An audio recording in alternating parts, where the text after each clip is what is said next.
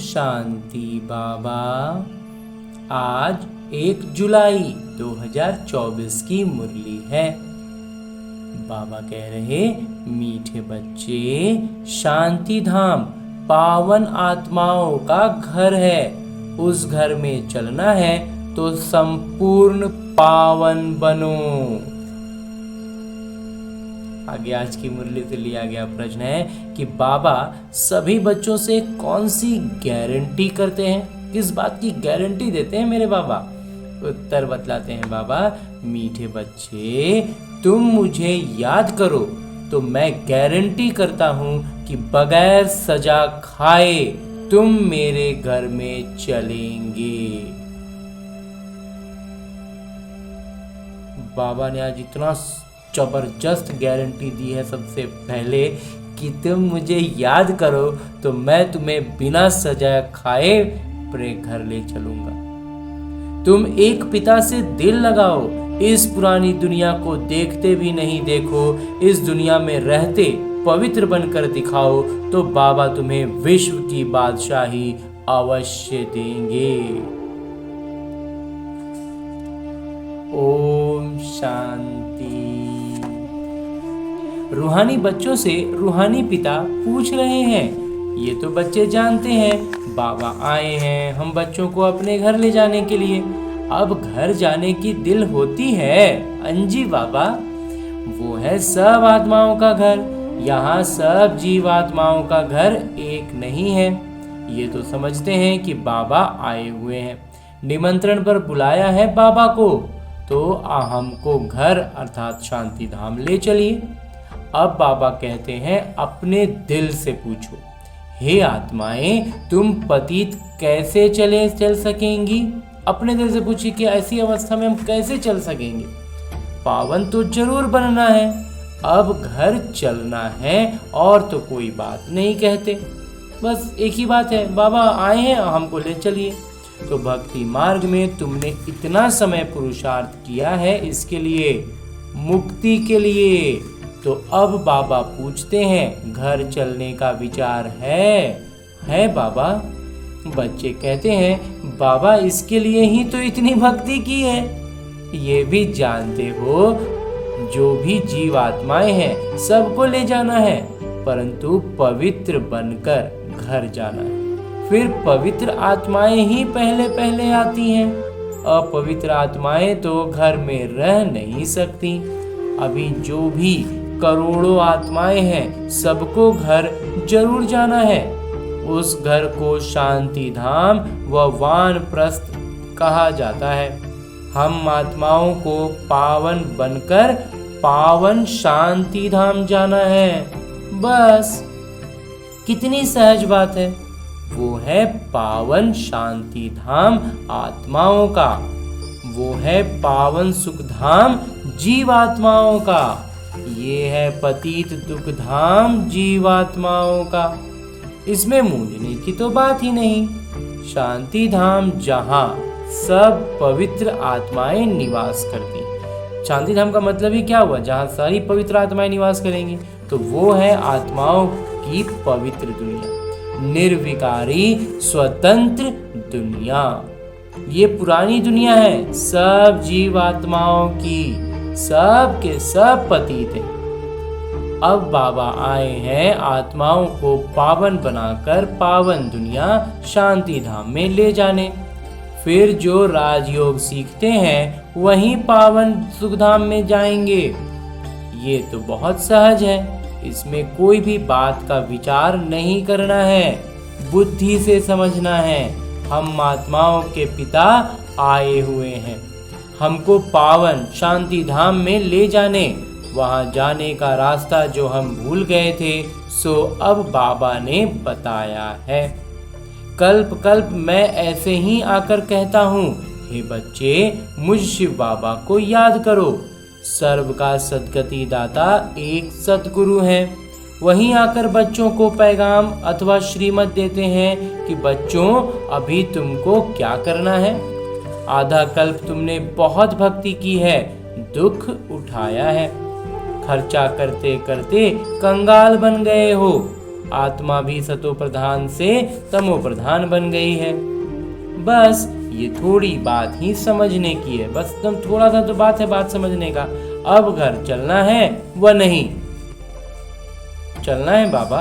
हाँ बाबा, जरूर चलना है। वो हमारा स्वीट साइलेंस होम है, एकदम प्यारा मीठा शांति धाम। तो ये भी समझते हो बरोबर अभी हम पतित हैं, इसलिए जा नहीं सकते हैं। तो अब बाबा कहते हैं मुझे याद करो तो तुम्हारे पाप कट जाएंगे। सिर्फ बाबा की याद से हमारे पाप कट जाएंगे। कल्प कल्प यही पैगाम देता हूँ, अपने को आत्मा समझो। ये देह तो समाप्त हो ही जाना है, बाकी आत्माओं को वापस जाना है। उनको कहते हैं निराकारी दुनिया। सब निराकारी आत्माएं वहां रहती हैं। वो घर है आत्माओं का। निराकार पिता भी वहां रहते हैं। बाबा आते हैं सबसे अंत में, क्योंकि फिर सबको वापस ले जाना है। एक भी पतित आत्मा रहती नहीं है। इसमें कोई मूंझने व तकलीफ की बात नहीं है। गाते भी हैं, हे पतित पावन आकर हमको पावन बनाए साथ ले चलिए। सबके पिता है ना। फिर जब हम नई दुनिया में किरदार निभाने आते हैं तो बहुत थोड़े रहते हैं। बाकी इतनी करोड़ आत्माएं कहाँ जाकर रहती हैं ये भी जानते हो। सतयुग में थोड़ी जीव आत्माएं थीं, छोटा सा वृक्ष था, फिर वृद्धि को पाया। वृक्ष में अनेक धर्मों की वैरायटी है, उसको ही कल्प वृक्ष कहा जाता है। कुछ भी अगर नहीं समझते हो तो पूछ सकते हो। कई कहते हैं बाबा हम कल्प की आयु 5000 वर्ष कैसे माने? अरे बाबा तो सत्य ही सुनाते हैं, चक्र का हिसाब भी बताया है। इस कल्प के संगम पर ही बाबा आकर दैवी राजधानी स्थापन करते हैं, जो अभी नहीं है। अभी वो दैवी राजधानी है ही नहीं, तो सतयुग में फिर एक देवी राजधानी होगी। इस समय तुमको रचना और रचना का ज्ञान सुनाते हैं। बाबा कहते हैं कल्प कल्प कल्प के संगम युगे आता हूँ, नई दुनिया की स्थापना करता हूँ। पुरानी दुनिया खत्म हो जानी है। नाटक की योजना अनुसार नई से पुरानी, पुरानी से नई बनती है। इसके 4 भाग भी पूरे हैं, जिसको स्वास्तिका भी कहते हैं, परंतु समझते कुछ भी नहीं है। भक्ति मार्ग में तो जैसे गुड़ियों का खेल करते रहते हैं, खेलते रहते हैं। अथाह चित्र है। दीपमाला पर खास दुकान निकालते हैं, अनेकानेक चित्र गए। अभी तुम समझ गए हो, एक शिव बाबा और हम बच्चे। फिर वहां आओ तो लक्ष्मी नारायण का राज्य, फिर राम सीता का राज्य, फिर बाद में और धर्म भी आते हैं, जिससे तुम बच्चों का कनेक्शन ही नहीं। फिर और जो सब भीड़ लग गया उससे हमारा कोई जुड़ाव नहीं है। वो अपने अपने समय पर आते हैं, फिर वापस सबको जाना है। तुम बच्चों को भी अब घर जाना है। ये सारी दुनिया विनाश होनी है। अब इसमें क्या रहना है?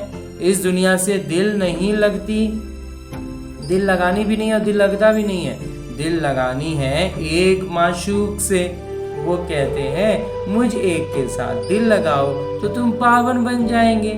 अब बहुत गई थोड़ी रही, समय जाता रहता है। योग में नहीं रहे होंगे तो फिर अंत में वो बहुत पश्चाताप करेंगे, सजा खाएंगे, पद भी भ्रष्ट हो जाएगा। ये भी तुमको अभी मालूम पड़ा है कि अपना घर छोड़े हमको कितना समय हुआ है। घर जाने के लिए ही तो माथा मारते हैं ना। बाबा भी घर में ही मिलेंगे, सतयुग में तो नहीं मिलेंगे। मुक्ति धाम में जाने के लिए मनुष्य कितनी मेहनत करते हैं, उसको कहा जाता है भक्ति मार्ग। अभी भक्ति मार्ग समाप्त होना है नाटक की योजना अनुसार। तो अभी मैं तुमको घर ले जाने के लिए आया हूँ, जरूर ले जाऊंगा।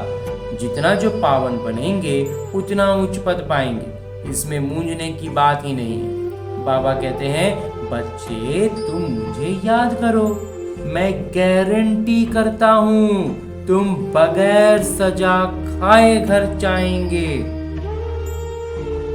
याद से तुम्हारे विकर्म विनाश होंगे। अगर याद नहीं करेंगे तो सजाएं खानी पड़ेगी, पद भी भ्रष्ट हो जाएगा। हर 5000 वर्ष बाद मैं यहीं आकर समझाता हूँ। मैं अनेकानेक बार आया हूँ तुमको वापस ले जाने। तुम बच्चे ही हार जीत का किरदार निभाते हो, फिर मैं आता हूँ ले जाने। ये है पतित दुनिया, इसलिए गाते भी हैं पतित पावन आइए। हम विकारी पतित हैं, आकर निर्विकारी पावन बनाइए। ये है विकारी दुनिया। अभी तुम बच्चों को संपूर्ण निर्विकारी बनना है। जो पीछे आते हैं वो सजा खाकर जाते हैं, इसलिए फिर आते भी ऐसी दुनिया में हैं जहां 2 कला कम हो जाती है। उनको संपूर्ण पवित्र नहीं कहेंगे, इसलिए अब पुरुषार्थ भी पूरा करना चाहिए। ऐसा ना हो कि कम पद हो जाए। भल रावण राज्य नहीं है, परंतु पद तो नंबरवार है ना। आत्मा में खाद पड़ती है तो फिर उसको शरीर भी ऐसा मिलेगा। आत्मा गोल्डन एज से सिल्वर एज बन जाती है, स्वर्णिम से चांदी का बन जाते हैं। तो चांदी की खाद आत्मा में पड़ती है, फिर दिन प्रतिदिन ज्यादा छी खाद पड़ती है मुलम्मे की। बाबा बहुत अच्छी रीति समझाते हैं। कुछ नहीं समझते हैं तो हाथ उठाओ। अगर किसी को एकदम कुछ भी समझ में नहीं आ रहा तो हाथ उठाओ। जिसने 84 जन्मों का चक्र लगाया है उनको ही समझाएंगे। अगर किसी को एकदम नहीं समझ में आ रहा तो बाबा कह रहे हैं जो 84 का चक्र लगाया उन्हीं को समझाएंगे। जो नहीं समझ, जो पीछे वाले हैं उनको नहीं समझाएंगे। बाबा कहते हैं इनके 84 जन्मों के अंत में मैं आकर प्रवेश करता हूँ। इनको ही फिर पहले नंबर में आना है। जो पहले थे वो लास्ट में हैं, उनको ही पहले नंबर में जाना है। जो बहुत जन्मों के अंत में पतित बन गए हैं, मैं पतित पावन उनके ही शरीर में आता हूँ, उनको पावन बनाता हूँ। कितना स्पष्ट करके समझाता हूँ। बाबा कहते हैं मुझे याद करो तो तुम्हारे पाप भस्म होंगे। बाबा की याद में रहने से, आत्म स्थिति में रहेंगे तो पाप भी भस्म हो जाएंगे। गीता का ज्ञान तो तुमने बहुत सुना और सुनाया है, परंतु उनसे भी तुमने सद्गति को नहीं पाया। बहुत सन्यासियों ने तुमको मीठी मीठी आवाज से शास्त्र सुनाए, जिस आवाज को सुनकर बड़े बड़े आदमी जाकर इकट्ठे होते हैं। कनरस है ना, कानों को सुनने में बड़ा अच्छा लग रहा, बड़ा बढ़िया से बोल रहे हैं, बड़ा मीठा बोल रहे हैं, लेकिन भक्ति मार्ग है ही कनरस। वो सुनने में, महसूस करने में अच्छा लग रहा है, बस उसके पीछे भजन कर रहे हैं, कीर्तन कर रहे हैं, भावना अच्छी है, उसका फल बाबा देंगे। लेकिन ये जो कर रहे हैं इससे हमें सद्गति नहीं मिलती है। इसमें तो आत्मा को, बाबा को याद करना है। ज्ञान का मतलब है बाबा ने हमें ज्ञान दे दिया, हमें बाबा को याद करना है, आत्म की स्थिति में रहना है, तो भक्ति मार्ग अब पूरा होता है। बाबा कहते हैं मैं तुम बच्चों को ज्ञान देने आया हूँ जो कोई नहीं जानते। वो वाला ज्ञान देने आया है जो कोई नहीं जानते हैं। जो पहले से यहाँ भीड़ लगा हुआ उसका ज्ञान, वो ज्ञान थोड़ी देंगे बाबा। मैं ही ज्ञान का सागर हूँ। ज्ञान कहा जाता है ज्ञान को, नॉलेज को। तो तुमको सब कुछ पढ़ाते हैं, हर बात समझाते हैं मेरे बाबा।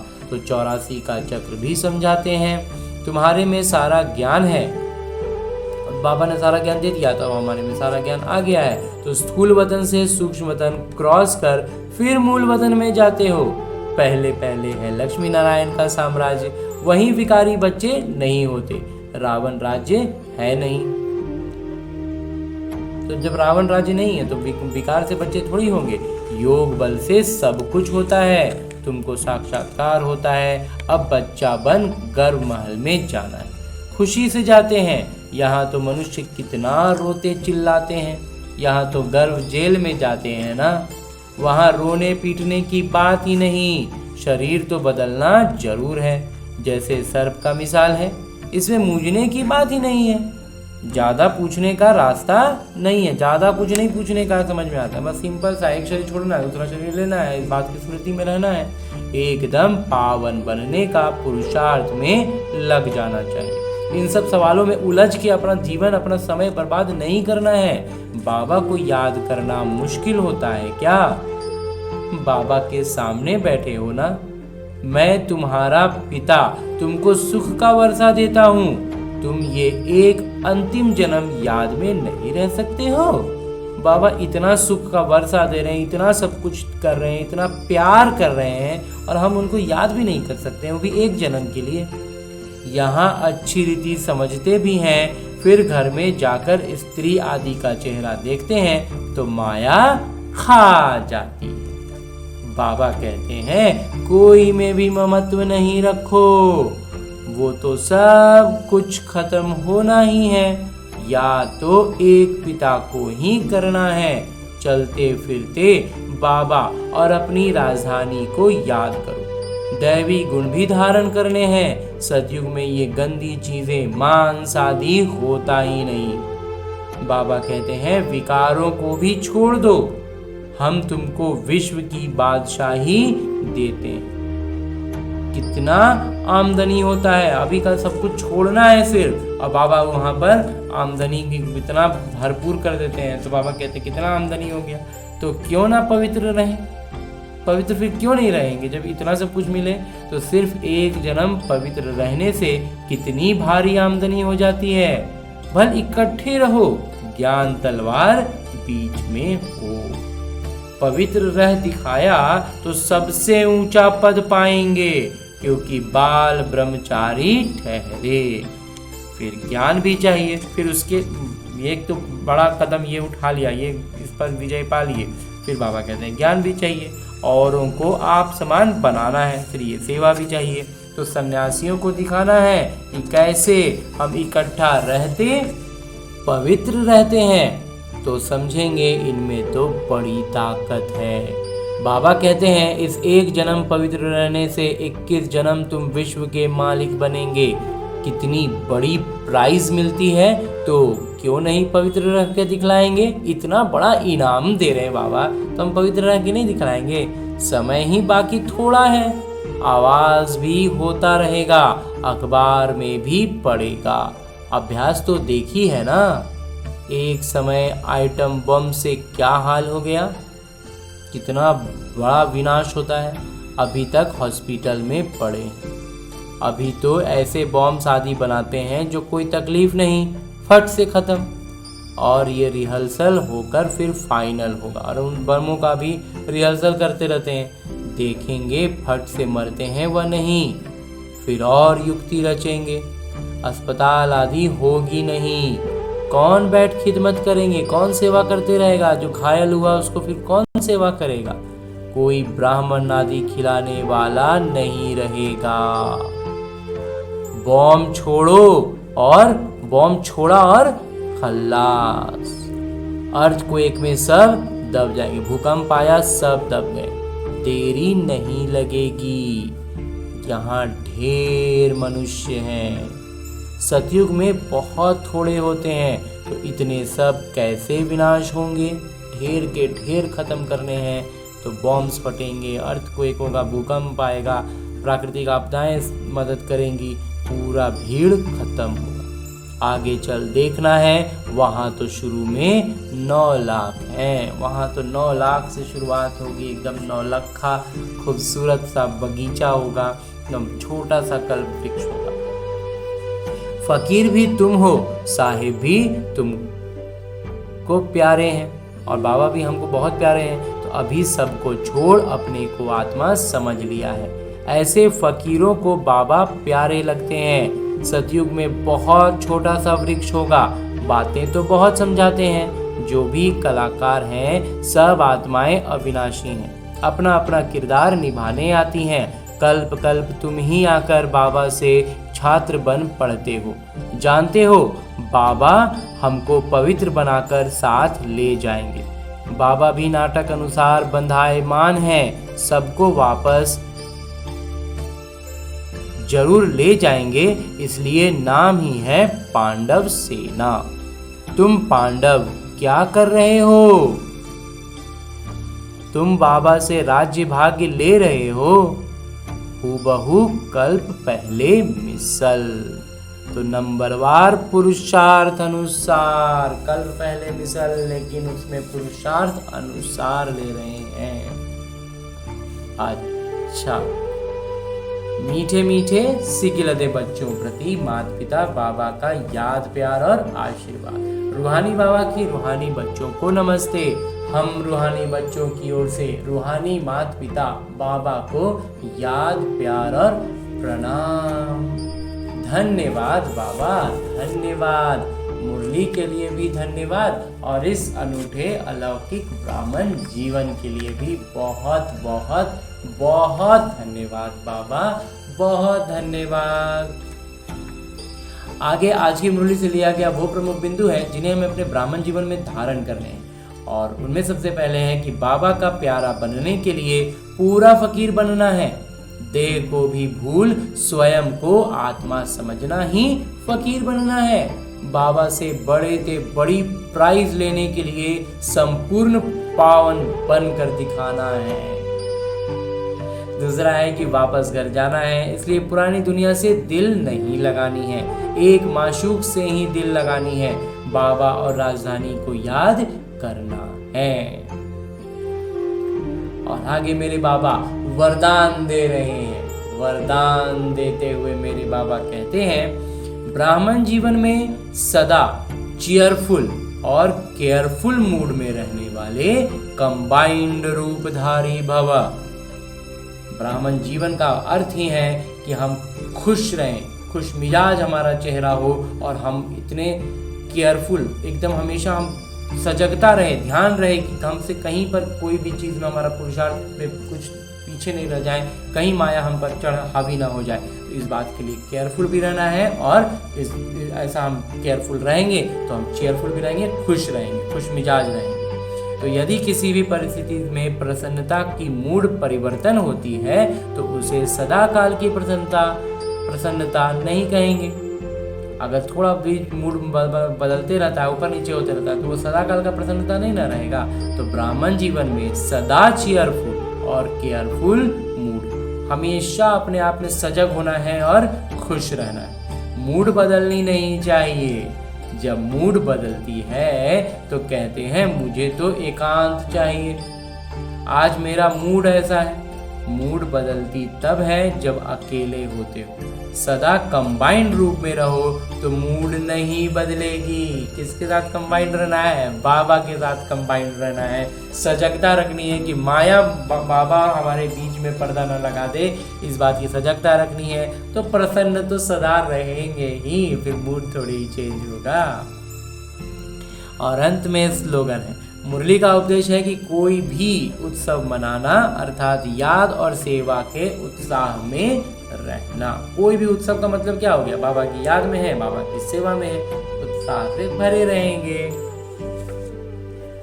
और आज की मुरली के बाद मेरे बाबा अव्यक्त इशारे दे रहे हैं कि इस जुलाई महीने का जो अव्यक्त इशारे आया है उसका शीर्षक है, जो श्रीमत है पूरे इस महीने के अव्यक्त इशारे का, वो है परोपकार की भावना से संपन्न बन, अपकारियों पर भी उपकार करो।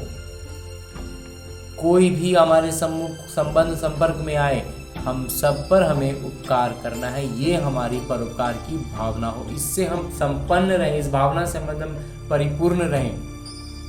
जिसमें आज के लिए जो प्रमुख बिंदु है जिस पर बाबा प्रकाश डाल रहे हैं वो है कि जैसे माता पिता सदा बच्चों के साथ हर कदम में सहयोगी हैं और अंत तक रहेंगे, बाबा को किसी के प्रति घृणा नहीं होती है, सदैव अपकारी के भी शुभ चिंतक हैं। ऐसे फॉलो फादर करो। माता पिता का अनुसरण इस तरह से करना है कि कोई हमारा कितना भी बुरा कर रहा हो, हमें उसके लिए शुभ भावना ही रखनी है। हर आत्मा के प्रति सदा शुभ भाव और शुभ भावना रखो। इसने ऐसा क्यों किया, ये सोचने के बजाय इस आत्मा का कल्याण कैसे हो ये सोचो, तब कहेंगे शुभ चिंतक परोपकारी आत्मा। अंजी बाबा। अच्छा, ओम शांति। उलझन में रचित